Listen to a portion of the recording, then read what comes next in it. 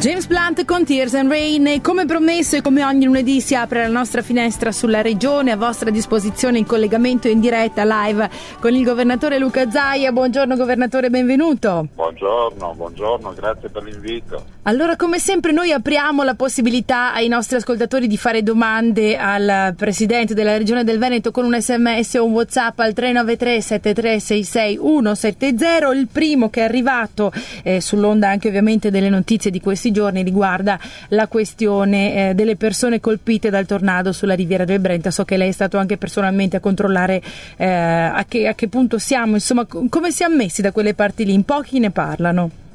Sì, dice bene, pochi ne parlano, forse perché siamo alla periferia dell'impero, forse perché quando parli di tromba d'aria e la gente a livello nazionale pensa che sia una roba normale. Noi abbiamo avuto un tornado, più di 350 km all'ora il vento, un morto, 92 feriti, oltre 500 abitazioni danneggiate, delle quali almeno 100 da demolire e poi oltre 300 auto da demolire.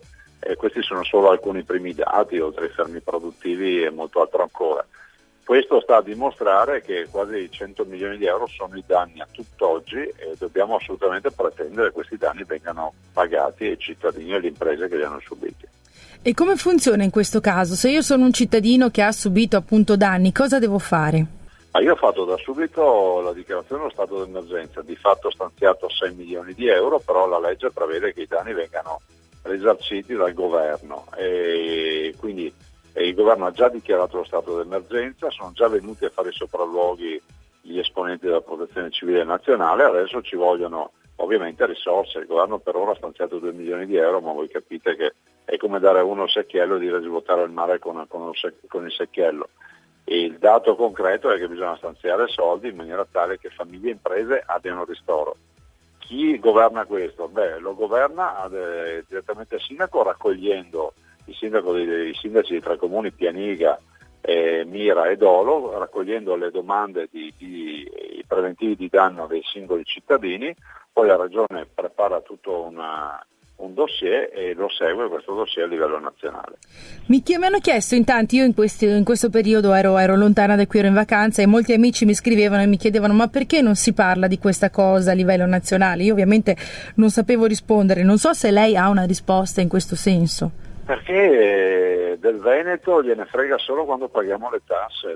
Ogni anno lasciamo 21 miliardi di tasse a Roma e sono contenti quando arriva la paghetta settimanale che mandiamo a Roma. Queste tasse se le utilizzano spesso poi in sprechi e poi quando noi abbiamo bisogno di 100 milioni di euro contro 21 miliardi che anche quest'anno abbiamo lasciato a Roma, ci dicono anche che chiediamo troppo o altre minestre del genere. In generale dico che devo ringraziare il mondo della comunicazione in generale, chi prima chi dopo comunque un po' se ne è parlato. Certo è che se questa alluvione se questo tornado fosse accaduto a Roma avrebbero bloccato il paese per parlare del tornado di Roma. Abbiamo visto che con 4 fiocchi di neve a Roma riescono a far parlare una settimana della neve da Roma. Qualcuno fa presente mandando un messaggio dicendo buongiorno signor Zaia, sono Grazia, le sembra giusto che si parli solo delle ville venete distrutte, la povera gente che ha perso tutto? Noi facciamo volontariato da soli, abbiamo mandato generi di prima necessità, il governo invece non fa nulla, per cui c'è molto, devo dire, un cattivo umore, insomma, molta anche tristezza in questo senso.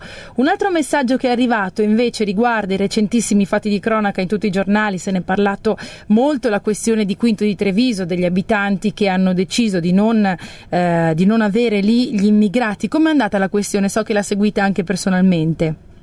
Ma sì, l'ho seguita personalmente, quello lì è una delle cose da non fare in caso di ospitalità. Mandare 101 immigrati in un condominio dove ci sono 30 persone, tra le quali ovviamente molti bambini piccoli, significa infrangere tutte le regole della buona integrazione. E quella trentina di persone si è organizzata, erano tutti giovani con bimbi piccoli, si sono accampati nel giardinetto comunale. Tutto qua, ha fatto autonomamente, io mi sono solo interessato affinché gli immigrati fossero spostati.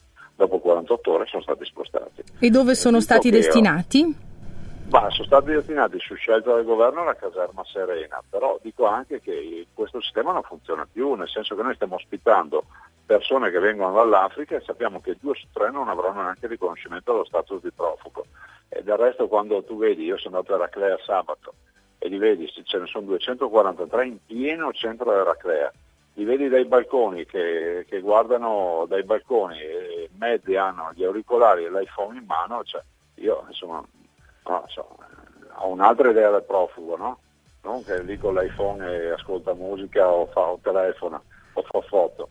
Io non so, o è cambiato il mondo, il profugo c'ha l'iPhone di dotazione, oppure qualcosa qualche conto non ci torna, meglio ci torna, perché poi il governo ci dice che 2 su 3 non sono profughi. Assolutamente, rimaniamo aggiornati anche su questo nei prossimi collegamenti che faremo. Intanto la ringrazio per la disponibilità e buon lavoro. Grazie a voi.